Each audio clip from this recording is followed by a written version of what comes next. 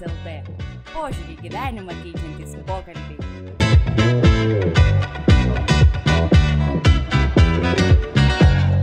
Sveiki visi podcastas.lt klausytojai. Šiandien svečiuose turime Igną Dombrauskį, kuris yra myhero.lt treneris, dombrauskis.lt autorius, kuris rašo apie asmeninį tobulėjimą ir taip pat kavos draugas, marketingo vadovas. Sveikas Ignai, sveikas Justai. Ir aš pradėsiu nuo pirmo klausimo, būtent Ignai, gal galėtum tiesiog plačiau savais žodžiais apie save papasakoti? Labas visiems. Tai trumpai apie mane, greičiausiai beveik viską pasakė ir...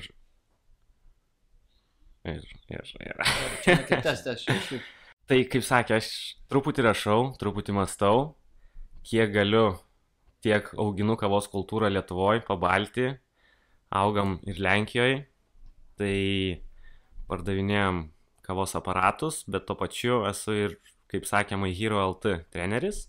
Iš principo tai Insanity treniruočių programa, kurią papildom savo idėjom, savo judesiais, savo melodijom ir mėginam sveikatinti tautą Lietuvoje.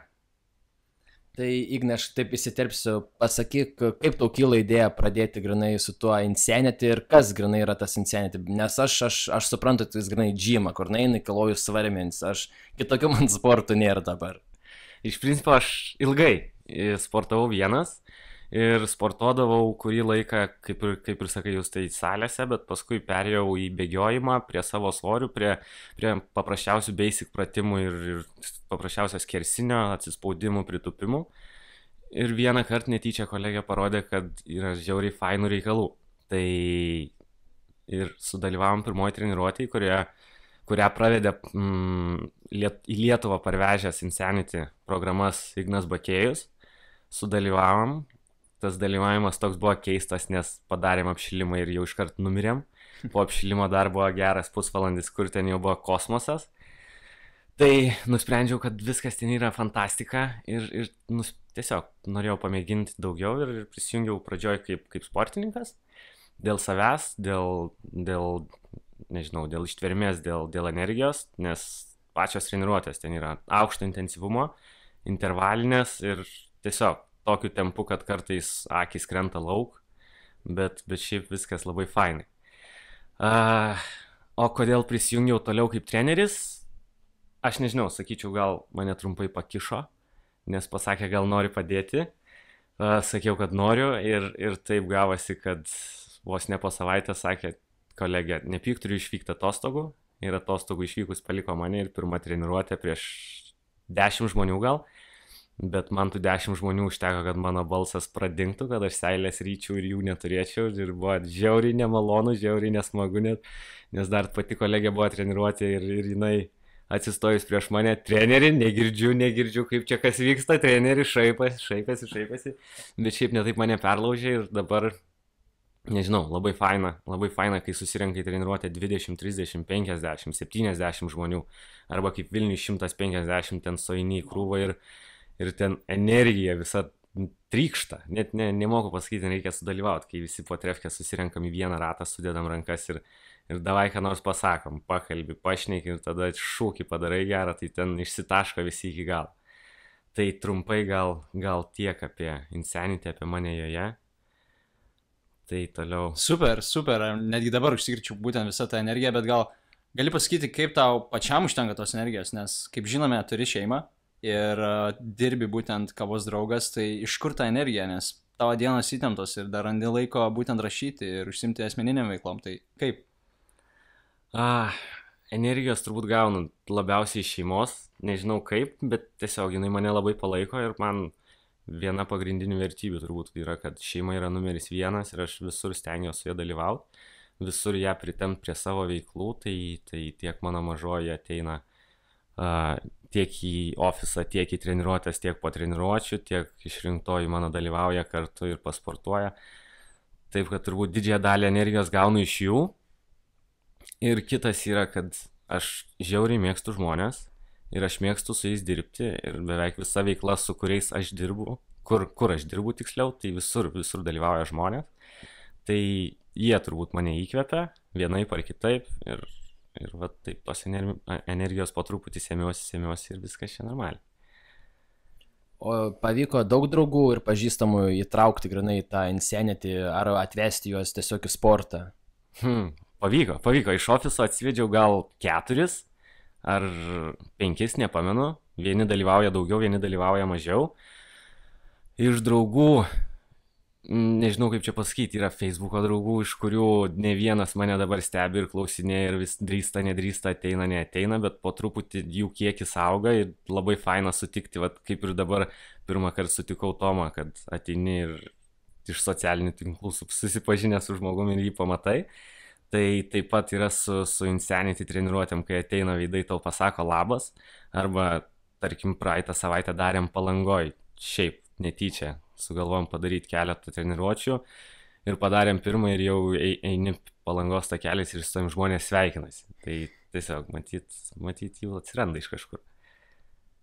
Super, klausyk, man kilo klausimas būtent dėl disciplinos.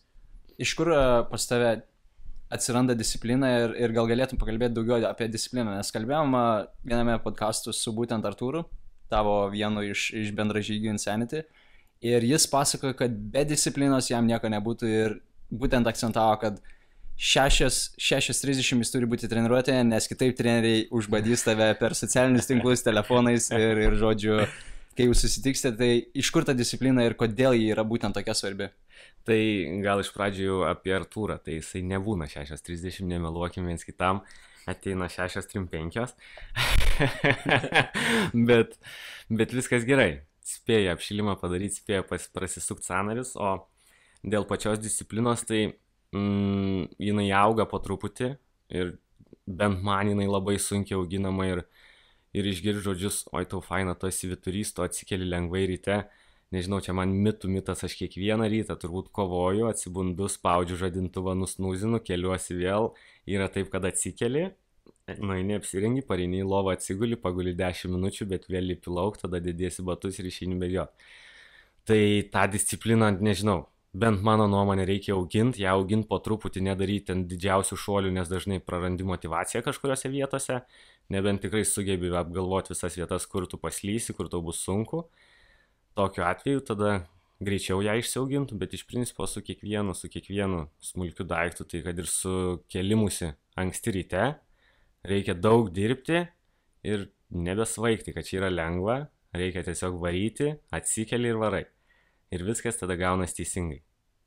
Aišku, klausyk, ką dabar man daryti, jeigu tiesiog gėdijuosi žmonių, gėdijuosi taip, kaip atrodau, noriu prisijungti, bet tiesiog turiu didelę baimę, kad būsiu atstumtas, kad iš manęs juoksis, negaliu atsikelti anksti ryte. Apskritai, pas mane vien tik blogi įpročiai.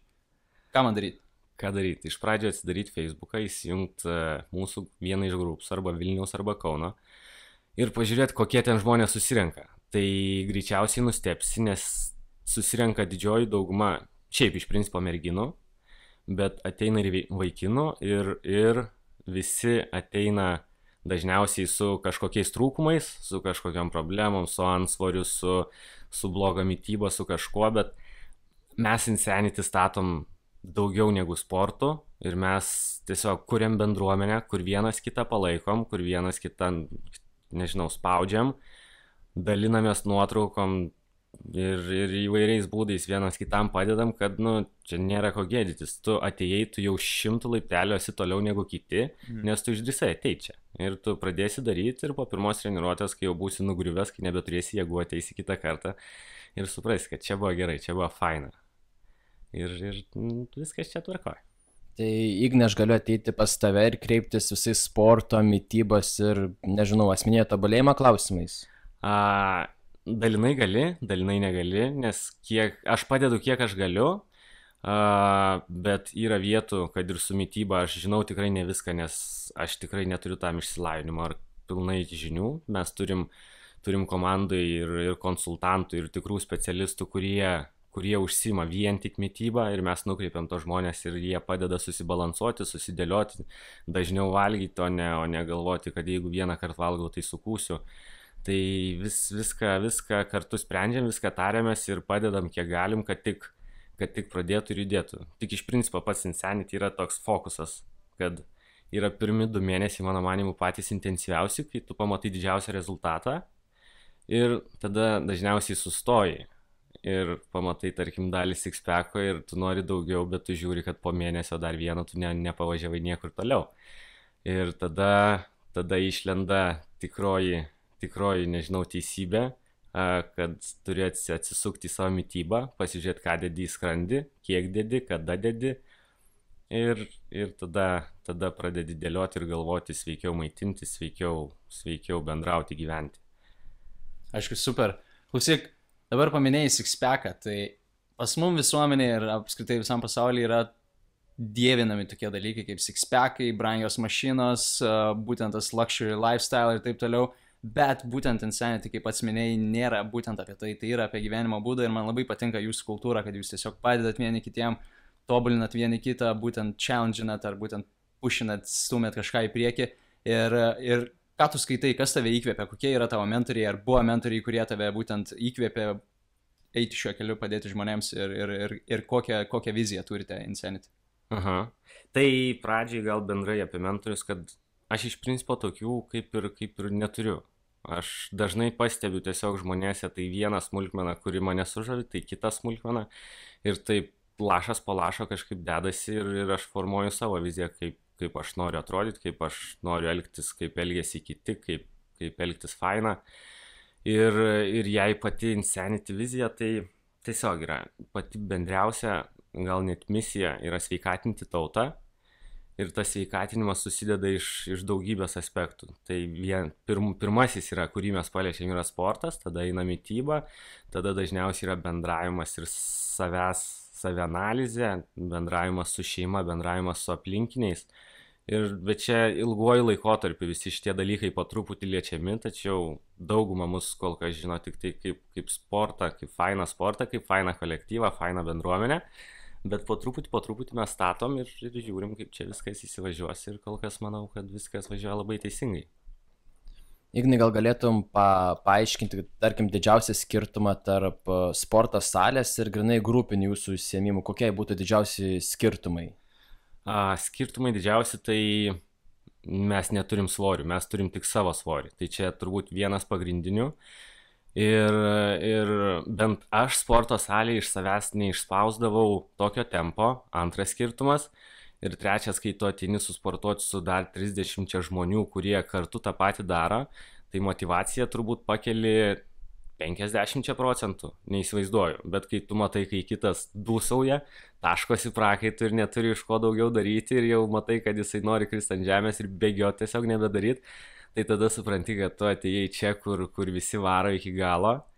Tai tuom turbūt ir skiriasi bent man nuo sporto salės, nes tiesiog aš manau, kad kiekvienam gal yra skirtingai, jam kas patinka, tas patinka, bet aš labiau linkęs į tempą ir greitą išsitaškymą, tai man šita valanda per dieną yra fantastika. Tai... Sakai, Ignai, kad vedi treniruotės Kaune ir Vilniuje, ar yra jaučiamas skirtumas tarp žmonių? Nu, kur vieni labiau atsidavę, tarkim, sportui, kiti ne, nežinau, kažkokį skirtumą pajutėjai? Kaune truputį mes surenkam gal kiek brandesnę auditoriją ir ateina pas mus įvairesnio amžiaus, nuo jaunų iki vyresnių. Tai yra ateina pas mus ir 50 metų turint, ir 60 metų. O Vilniui susirenka chebrytė. Ten jaunimas kala iki galo, ten taškosi, ten vyresnių gal kiek mažiau, todėl iš principo jau skiriasi ir pats mąstymas, ir pats suvokimas, ir pats tų limitų nusistatymas. Tai va tiek gal skiriasi pačios auditorijos. Dabar buvom Palangoj, tai ten buvo miksas iš vis. Buvo vietoj dirbančių, buvo daug iš Vilniaus, buvo dalis iš Kauno, dalis kvietė jau ir Mažeikius atvažiuoti. Bet ten auditorija buvo labai plati, nuo 10-mečių iki, nežinau, 50 irgi buvo, man atrodo, amžiaus. Ignai, toks provokuojantis klausimas, kur merginos gražesnės, Kaune ar Vilniuje? Oi, čia visur jos gražios. Tai aš nekompromituosiu nei vienų, nei kitų, viskas yra gerai. Man svarbiau, kad jos ateina pas mus pasitaškyti ir kai taškas visos šlapios, tai viskas yra gerai visada. Super, klausyk. Kaip įtakoja būtent, ar daro įtaką, čia lietuviškai reikėtų sakyti, daro įtaką tavo gyvenimui, tavo darbui ir produktyvumui, tavo užsiėmimui? Pirmą mėnesį turbūt buvau gal tiesiog euforijoje, tai viskas važiavo labai puikiai, viskas susidėliodavo teisingai. Paskui po 2 mėnesio, po 3 mėnesio pajauti, kad turiu susitvarkyti savo fokusus, nes aš nesu multitaskingo žmogus, tai man dažnai reikia pergalvoti, kokie mano prioritetai, ką reikia pradžiai pasidaryti, ką dienos bėgiai pasidaryti. Tai jeigu šito nesusidėlioju, man gaunasi keblu, bet tarkim, kaip prieš tai kalbėjot su Artūru, jisai iš vis yra išsitaškęs ir jisai daro 100 darbų vienu metu, jis negali prie vieno dirbti, tai čia žmonės skirtingi ir tas fokusas, manau, kiekvienam skirtingai veikia. Tai pats sportas, bent man jisai suteikia, nežinau, jėgų, nes ryte pasportavus, stipriai išalinus organizmą ir iškart po treniruotės normaliai pavalgius, energijos atsistato ir tų jėgų ir pačių emocijų dienai yra sočiai. Ir nežinau, viskas tada fantastika, man atrodo. Kalbėjai čia apie fokusus, apie magiją ir visą kitą. Sakyk, kaip atrodo tavo grinai diena, kada keliesi, kada eini miegoti ir kokius slaptus triukus naudoji, kad būtum kuo labiau produktyvesnis ir aktyvesnis? Tai keliuosi įvairiai, bet dabar svyruoja turbūt nuo 6:30 iki 6:30 tas laikotarpis. Tai vidurkis gal 6, ne, gal truputį anksčiau. Savaitgalį gal kartais vėliau, bet vis tiek stengiuosi 7 vėliau nekilto, miegot dažniausiai pats organizmas pasako iki kelių man nueit. Dažniausiai būna, kad einu 12 ir vėliau ir čia paskui kalba žmonės, kad numirsiu greitai. Tai nežinau, organizmas pavargs, pasakys, kad reikia daugiau miegosiu, o kol kas dar, man atrodo, galiu taškytis ir viskas čia teisingai yra. Ir dabar jau pamiršau klausimą, tai jeigu priminsi, pasakysiu kaip... Smulkiau kaip atrodo tavo dienos rutina, ką dienos eigoje, tarkim, mėgsti valgyti, kelintą valgai, kiek kartų per dieną, man labai viskas smulkiai įdomu. Tai iš principo... Labai daug iš to principo čia gaunasi, bet valgau kokius 5 kartus per dieną, 3 kartus pavalgau sotesnį maistą, 2 kartus tarp jų užkandžiauju vaisiais, daržovėm ar dar kažkom. Ir pats ritmas, nežinau, gaunasi, kad pavalgau ryte apie 8, paskui užkandu 10, 11, tada 12, 1 vėl pavalgau, tada 3 užkandu vėl, jeigu vedu treniruotę arba einu sportuoti pats, tai tada dar pasidarau kokteilį prieš treniruotę gerą pusvalandį ir išgėręs jį einu pasportuoti ir po sporto vėl užvalgau, kad organizmas neišsektų. Norėčiau pakalbėti apie tavo būtent profesionalią karjerą, kadangi esi marketingo vadovas ir iš karto MyHero.lt ir Insanity matosi, kaip sklinda būtent dėl tavo marketingo sugebėjimų, kadangi užkrėtei tiek galybę žmonių ir pakvietei ne vieną draugą ar kolegą būtent prisijungti prie Insanity. Tai gal galėtum papasakoti apie dabartinę marketingo būtent būseną ar situaciją Lietuvoje, kokie yra trendai vadinamieji ir apsimoka žmonėms būti marketingistais? Nežinau, žmonėms turbūt apsimoka būti tom, ko jie nori būti, bet čia didžiausias keblumas, nes dauguma nežino, ką jie nori veikti. Dauguma, nenoriu sakyti, bet Lietuvoje mes gal esam nedrąsus įlysti į save ir paieškoti, ką mes norim veikti. Tai jeigu surandi, tada viskas važiuoja gerai, jeigu esi marketingistas, jeigu esi statybininkas, jeigu dailidė nebėra skirtumo tada. Nes tau tiesiog faina yra daryti. Ir jei apie patį marketingą, aš nemėgstu kažkaip komentuoti per daug kitų darbų, nes dažniausiai aš stengiuosi tiesiog pajusti, kaip vyksta, kaip bendrauti su tai žmonėm, nes man marketingas yra, nežinau, komunikacija, bendravimas ir abipusis bendravimas tarp kliento, tarp bendrovės, tarp žmogaus nuo žmogaus ir jeigu pagauni, kokiu tonu jisai bendrauja, kokiu bendrauti turėtum tu, kaip tą žmogų, kaip jam parodyti vertę ten, kur tu darai, tai manau gali surasti tų taškų daug ir tada kiekvienu atveju gaunasi skirtingai. Tai taip. Kokie būtų didžiausi iššūkiai marketingisto darbe? Turbūt didžiausias yra galvoti, kad marketingisto darbas yra vien kūryba. Nežinau, kažkaip šiaip dauguma mistifikuoja kūrybinį darbą ir kūrybinius procesus, kur aš manau, kad dauguma darbų yra mechaniniai, kažkokie apgalvoti, kažkokie paternai schemos, kažkaip gali viską susidėlioti, taip kūrybinio darbo reikia, bet jis dažniausiai yra tik nedidelė dalis. Tai manau, šitą barjerą perlipus ir supratus, kad ir kokioj sferoj tu būsi, tau reikės to kūrybinio mąstymo, kūrybinio polėkio, bet kiekvienoje sferoje jo reikės skirtingo kiekio, tai tam marketingė irgi daly darbų jo reikės daugiau, daly reikės kaip tik analitinio mąstymo, iš po kurio reikės kažkokių sprendimų, kurie gal bus kūrybiški. Tai va. Super. Man labai įdomus dabar yra personal brandingas, nežinau kaip čia lietuviškai išversime. Aš jo nesugalvoju kaip išversti. Asmenybės pateikimas. Tarkim, asmenybės pateikimas. Tai esmė, kad tave dabar žmonės žino kaip myhero.lt trenerį, kaip aktyvų, įkvepiantį žmogų, rašantį apie būtent... Ir dar visi galvoja, kad aš visą laiką vaikštau su tokiu raumenų kalnu, kaip įdedu nuotrauką kokią nors, kur matosi presas. Tai paskui ypač merginos tada sugalvoja, kad visą laiką tas presas toks ir iššokęs. Tu visą laiką ir vaikštai toks susitempęs, įsitempęs ir tu taip kažkaip. Jo, aš irgi taip pat galvojau. Nes pas mane tai pilvo, žinai, cepelinas. Arbūzą suvalgiau, bet esmė, gal galėtum išdėstyti būtent, kaip pradėti save brandinti kaip asmenybę. Nes dažniausiai turime žmogų ir turime kompaniją ir jie dažniausiai yra atsiskyrę. Tai turime Facebooką ir turime Zuckerbergą, turime Virgin Group ir turime Richardą Bransoną, turime Insanity, kavos draugą, bet turime ir Igną Dombrauskį. Aha, tai nežinau, kaip pasakot, ar iš giliau, ar paprasčiau, nes vienas būdas yra iš principo pradėti ir daryti. Ir nesukt galvos, paimi, pradedi rašai Facebook'e, įdedi nuotrauką, parašai, ką nors, nežinau, protingo, neprotingo, bet tiesiog pradedi komunikuoti.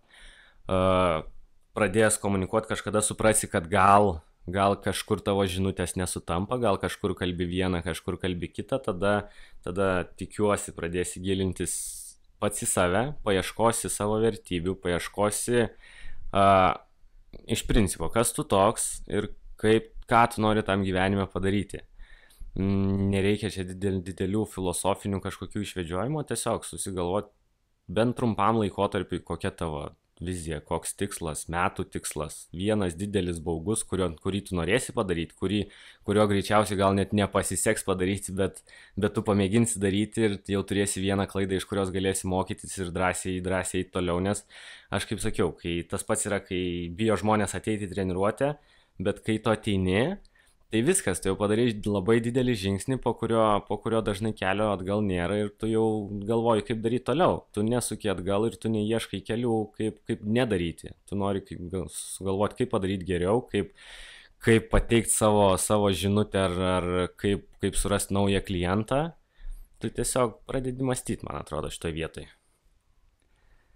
Paskutinis mano klausimėlis, nežinau, gal dar Justas turės kažkokių, bet kaip supratau, reikia kurti, reikia pasirodyti kiekvieną dieną, reikia žengti būtent tą pirmąjį žingsnį ir tiesiog daryti tai, kas patinka, kad save surastum. Kokios baimės tave kankina ir kaip tu nugali baimės? Linksmiausia baimė tai dabar buvo paskutinė, bent pastarąją, kurią dabar perlipau ir be proto džiaugiuosi. Tai, kaip sakiau, atėjau pirmą treniruotę ir man ten buvo košmaras, nes aš esu kalbėjęs prieš auditorijas gal kokius 3 kartus, 4 kartus ir visus kartus buvo žiauriai baisu, kosmosas, nežinau, man šita vieta, aš galiu su žmogum per internetą, per laiškus, per Facebooką, bele kur susirašinėti, bele kaip, bet kai man reikia pakalbėti ir kažką raiškaus pasakyti 3, 5, 10, tai viskas man būdavo koma, bet pirmą treniruotę padariau, tada supratau, kad padariau klaidų. Man jas pasakė net keli žmonės, tada supratau, kad per antrą treniruotę gal net bus gėda ir stengsiuosi pasitaisyti, bet po truputį klaidų mažėja, dabar reikia tik tobulėti ir ta baimė tiesiog jinai po pirmo žingsnio, kai tu ją tiesiog perlauži, tada jinai po truputį savaime pradeda nykt ir viskas susitvarko. Tai aš visą laiką esu tas pats bjauriausias žmogus podcast'e, kuris ten pasako, hebra viskas, laikas čia. Ir gyvenime. Tai aš turiu porą tokių trumpų klausimų. Su kuriais uždarysim viską. Jo, su kuriais viską uždarysim ir eisim namo. Sakyk, Ignai, kiek daugiausiai žmonių buvo pas tave užsiėmime? Apie 80 plus vaikai, nes pas mus dažnai ateina su šeimom, su mažaisiais, tai spėjau 90 trupučių. Aišku, sakyk, kiek truko laiko, kad tu galėtum grinai persilaužti tam public speaking ar, viešai kalbėjimą. Viešai kalbėti. Galėti baimę. Tai man realiai reikėjo, iš pradžių tos 1 valandos, per kurią kolegė Asta iš manęs pasijokė truputį ir padėjo man per save perlipti. Ir tada palaipsniui jau nebesiskaičiuoja, man atrodo, tas laikas, o tu tiesiog jau perlipai, padarai tą žingsnį, vadinasi, pasižiūrė atgal nėra kur eiti ir važiuoji tolyn. Tai po to pirmo žingsnio jau kaip ir nebežinau. Viskas dabar, man atrodo, teisingam kely ir viskas gaunasi ir taip gerai. Aišku, ir mano paskutinis klausimas, tu čia bišk toks raumeningas, kiek tu čia nuo krūtinės stumi? Deja, salėje buvau paskutinį kartą turbūt bendrabuti, tai vadinasi nieko nebe... Tai kiek atsispaudimų padarai prisitraukimų? Atsispaudimų turbūt 80 padarau. Prisitraukimų padaryčiau 25-30 gal vienu kartu. O kiek šiaip turbūt užtektų. Kiek padarysiu, tiek užtektų. Super, klausyk, žiauriai įkvepiantis pokalbis ir norėčiau pasidžiaugti būtent tuo, ką tu darai. Tuo, kad įkvepi daug žmonių, tuo, kad keiti būtent žmonių mąstymą, kad juos kvieti į Insanity, kad skleidi būtent sveiko gyvenimo, šitą gyvenimo būdą ir pats save stengiasi tobulinti, išeiti iš savo komforto zonos, viešai kalbėti ir būtent keisti kitų žmonių gyvenimus. Tai labai dėkojam, kad prisijungi prie podcastas.lt šiandien su mum. Tau labai gerai sekėsi kalbėti su mum dviem, kurie nėra labai įdomus pašnekovai, bet iš tavęs išmokau labai daug ir tiesiog norėčiau padėkoti už visą šitą laiką ir kur žmonės galėtų tave rasti internete, kurie galėtų tave sekti, gauti įkvėpimo kiekvieną dieną. Tai Dombrauskis LT vienas iš taškų. Kitas yra Facebookas, tai irgi Ignas Dombrauskis, Facebook'e, LinkedIn'e ar Instagram'e, visur, ar kvieskite draugus, ar followinkit ir susikalbėsim, susimatysim, jei reiks padėsiu, jei reiks pašnekinsiu ir galėsim pabendrauti linksmai. Tai va, hebra, visi, kurie klausėt, ačiū jums ir gyvenkit sveikiau. Iki. Iki.